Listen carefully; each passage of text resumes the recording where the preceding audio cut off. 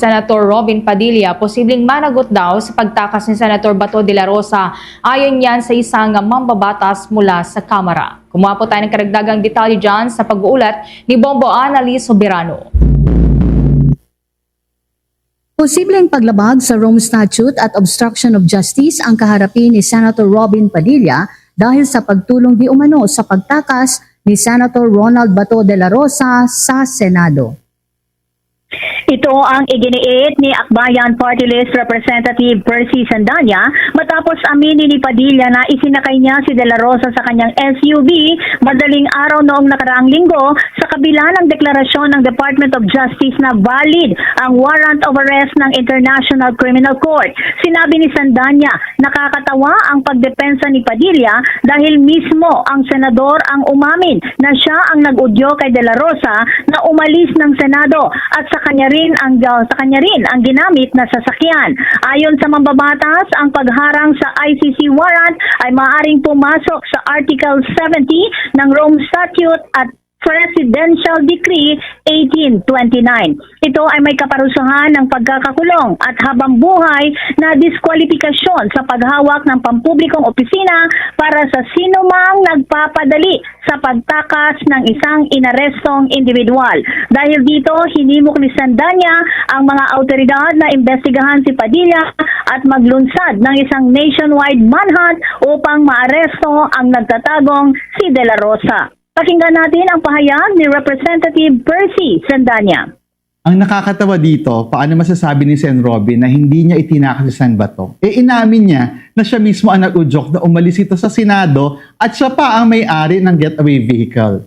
Baka na FOMO si Sen. Robin kay Digong at Bato. Ayan tuloy, na-violate niya ang Article 70 ng Rome Statute on offenses against the administration of justice dahil sa pag-obstruct niya na enforcement ng ICC warrant. Imbes na maging palusot, nagmistulang confession ng pahayag ni Sen. Robin. At the very least, our authorities should investigate and question Sen. Robin on the whereabouts of Bato and file the necessary charges. Isang kahihiyan ng pagkakanlo ng ilang senador sa taong nagpapatay ng libu-libong Pilipino.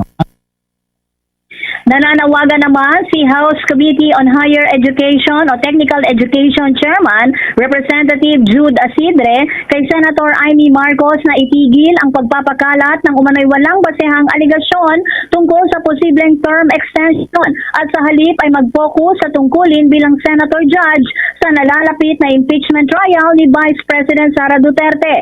Tugon ito ni Asidre sa pahayag ni Senator Marcos na may plano na amyendahan ang konstitusyon para palawigin ang termino ni Pangulong Ferdinand Marcos Jr.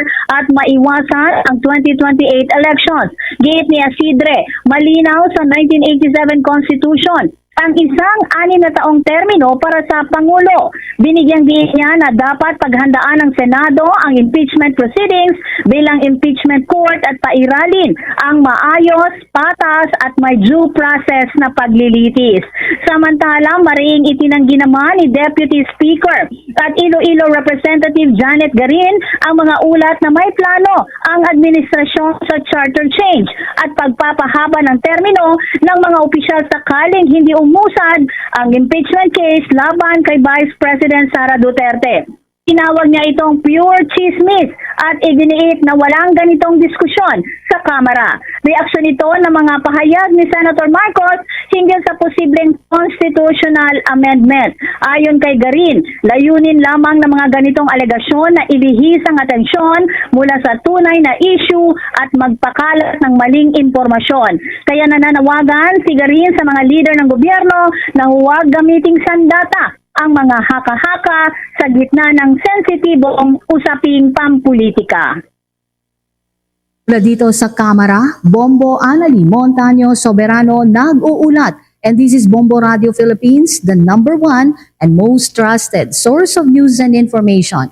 Basta Radio, Bombo. For the most trusted source of news and information, visit our website at www.bomboradio.com. Follow us on Bombo Radio mobile app, Facebook, YouTube, TikTok, and X, formerly Twitter.